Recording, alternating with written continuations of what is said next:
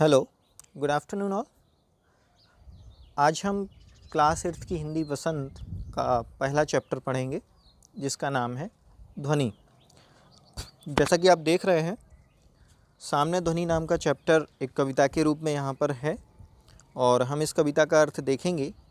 लेकिन इस कविता का अर्थ देखने से पहले हम जान लें कि पूर्व क्लास की भांति जैसे कि आपने 7th क्लास में जब भी कभी कविता पढ़ी थी तो उसका संदर्भ प्रसंग सहित अर्थ जरूर लिखा होगा। तो हम जब जब किसी कविता का अर्थ करते हैं तो उसको 3 भागों में डिवाइड किया जाता है। सबसे पहले संदर्भ होता है। संदर्भ क्या कहलाता है इसकी चर्चा हम करेंगे। दूसरे नंबर पर प्रसंग लिखना पड़ता है और 3rd नंबर पर फिर हम उसका लिखते हैं अर्थ। तो सबसे पहला जो है संदर्भ, हम उसको देख लेते हैं कि संदर्भ क्या कहलाता है। संदर्भ के लिए ये जो कविता है वो कविता कहाँ से ली गई है और इसके रचयिता कौन है, ये 2 चीज़ें संदर्भ में बताई जाती हैं। तो जैसा कि ये ध्वनि नाम की कविता है, हम इसका पूरा एड्रेस और किसने लिखी है ये संदर्भ के कॉलम में बताएंगे। तो संदर्भ के कॉलम में हम स्टार्टिंग करेंगे, वहाँ लिखेंगे कि प्रस्तुत कविता हमारी हिंदी पाठ्य पुस्तक बसंत भाग 3।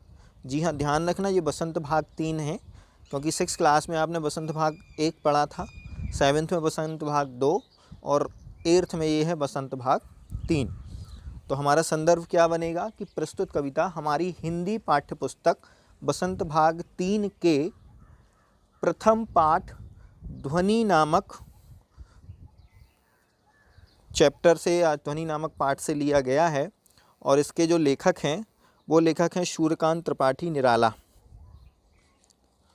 या हम रचयिता भी लिख सकते हैं कि इस कविता के रचयिता श्रीमान सूर्यकांत त्रिपाठी निराला जी हैं। इस प्रकार से ये हमारा संदर्भ हुआ जिसमें कि हमने ये कविता कहाँ से ली गई है और इसके लेखक कौन है, ये 2 चीज़ें वहाँ बता दी। 2nd नंबर पर देखते हैं हम प्रसंग।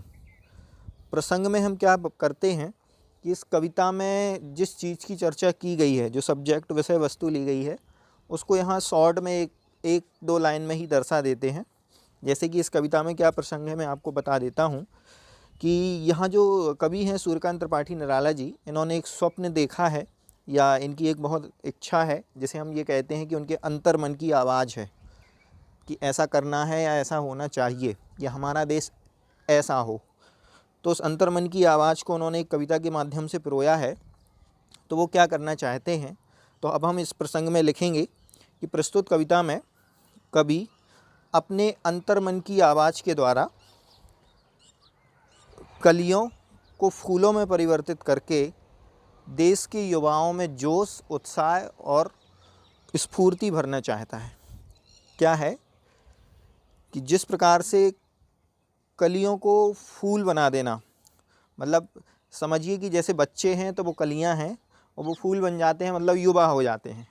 तो जैसे कलियों को फूल बना देते हैं वैसे ही बच्चे जो युवा हो गए हैं, हमारे देश की उस युवा पीढ़ी को भारत में अच्छे काम करने के लिए, उनके आलस को, निराशा को भगाने के लिए उनमें जोश और उत्साह पैदा कर देना चाहते हैं।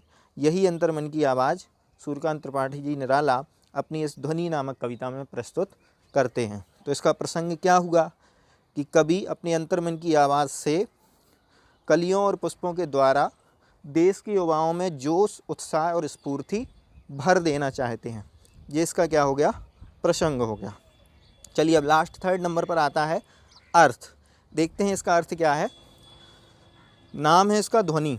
ध्वनि का अर्थ हम वैसे ही जानते हैं, साउंड, आवाज़ होती है। और ये जो कविता में लिखा हुआ है ये पूरी की पूरी ध्वनि हमारे सूर्यकांत त्रिपाठी जी निराला के अंतर्मन की आवाज़ है। तो वो अपने अंतर्मन की आवाज़ से क्या प्रस्तुत कर लेना चाहते हैं। पंक्तियाँ पढ़ते हैं, पंक्तियाँ आपके सामने हैं। क्या है पंक्तियों में कि अभी न होगा मेरा अंत, अभी अभी ही तो आया है मेरे मन में मृदुल बसंत, अभी न होगा मेरा अंत। देखिए बसंत, ये हम समझ गए होंगे कि 6 प्रकार की ऋतुओं में ऋतुओं का राजा बसंत को कहा जाता है क्योंकि बसंत का जो मौसम होता है बहुत ही सुहावना होता है। बहुत सारे परिवर्तन, चेंजिंग और फूलों का खिलना, हवाओं का चलना, पूरी प्रकृति खिल उठना इत्यादि काम होते हैं।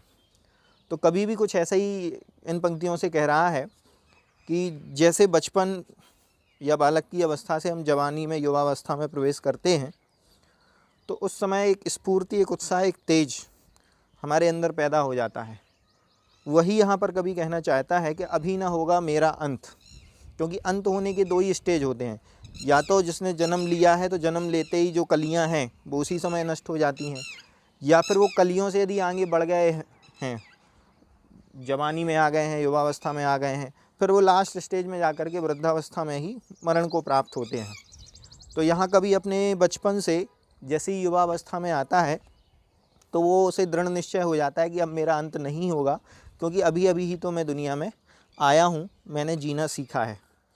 तो इस कविता में क्या कह दिया उन्होंने कि अभी ना होगा मेरा अंत, कि अभी अभी तो मैं आया हूँ तो मेरा अंत कैसे हो जाएगा।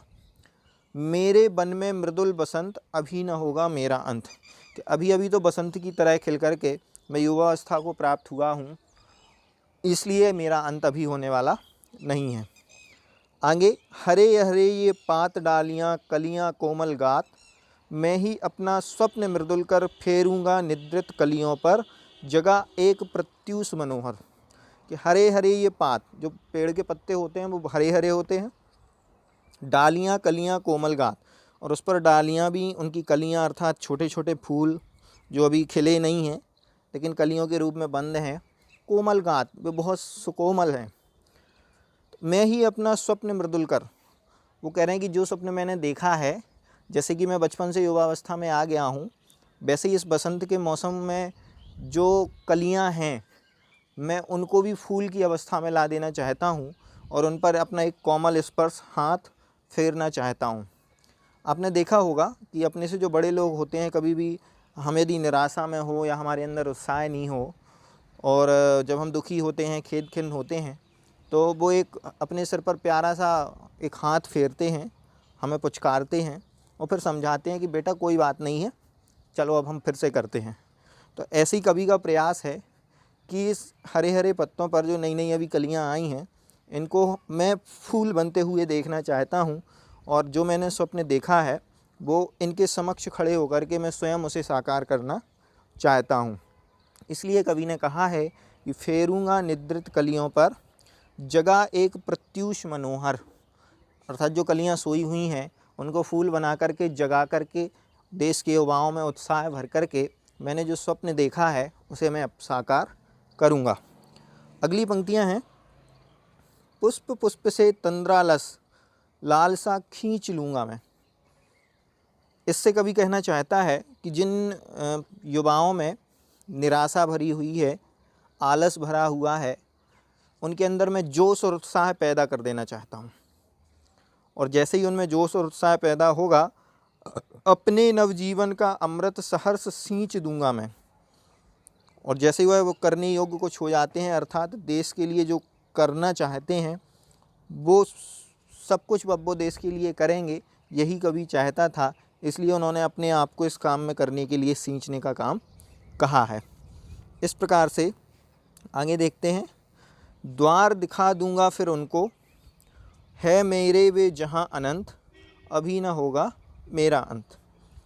कि द्वार दिखा दूंगा फिर उनको, एक बार यदि जब बच्चा चलना नहीं जानता है तो बड़े उसको उंगली पकड़ा कर चलाना सिखाते हैं, लेकिन जब वह एक बार वो चलना सीख जाता है तो फिर उन्हें उसके सहारे की आवश्यकता नहीं पड़ती है।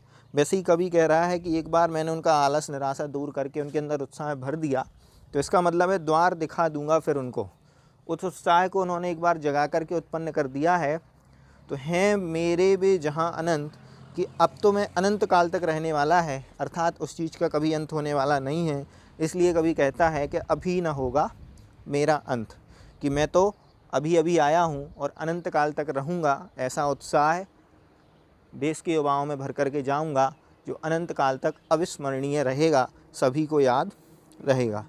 इस प्रकार से ये ध्वनि नाम की कविता श्रीमान सूर्यकांत त्रिपाठी निराला जी द्वारा रचित है, और इसमें उन्होंने अपने अंतर्मन की आवाज़ को युवाओं की शक्ति, उत्साह, स्फूर्ति और जागरूकता के रूप में प्रयोग किया है। इस प्रकार से ये कविता का अर्थ हमारा यहाँ पूर्ण होता है। इसका संदर्भ प्रसंग सहित अर्थ आपको लिखना है। संदर्भ में मैंने आपको बता ही दिया है। एक बार मैं पुनः बता देता हूँ कि संदर्भ में आपको सिर्फ 2 चीज़ें ही लिखना है। एक तो ये कविता कहाँ से ली गई है, हिंदी पाठ्य पुस्तक वसंत भाग 3 से, और इसके रचयिता कौन है, कवि कौन है, तो श्रीमान सूर्यकांत त्रिपाठी निराला जी। और दूसरे नंबर पर आता है प्रसंग। प्रसंग में हम लिखते हैं कि इस कविता में क्या बताया गया है, तो कवि की अंतर्मन की आवाज़ से कलियों और फूलों की तरह युवाओं में उत्साह जागरूकता पैदा करने की बात कही गई है। और थर्ड नंबर पर हमें अर्थ ही लिखना है। इस प्रकार से हम इसका संदर्भ प्रसंग सहित अर्थ यहाँ पूर्ण कर लेंगे। ये हम स्वयं करेंगे और आगे जो प्रश्नोत्तर हैं, इन प्रश्नोत्तरों की चर्चा हम आगे के क्लास में करेंगे। इसी के साथ धन्यवाद।